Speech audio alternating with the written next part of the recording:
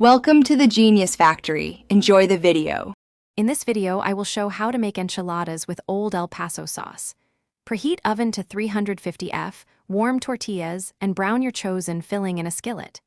Spoon sauce into a shallow dish, dip each tortilla, fill, roll, and place seam side down in a baking dish. Pour remaining sauce over the top, sprinkle with cheese, cover, and bake until bubbly and golden. Start by choosing a filling that suits your household and timing.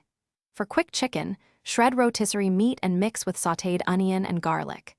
If using ground beef, brown it with taco seasoning and drain any excess fat. For a vegetarian twist, heat refried beans with salsa and cheese until creamy.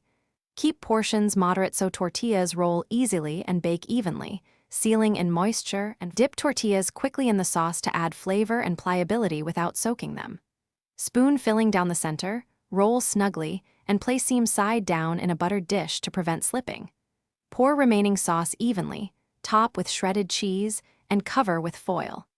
Bake at 350 F until heated through, then remove foil for a few minutes to brown the cheese and achieve a nicely textured top. Thanks for watching. If you found this helpful, don't forget to like and subscribe.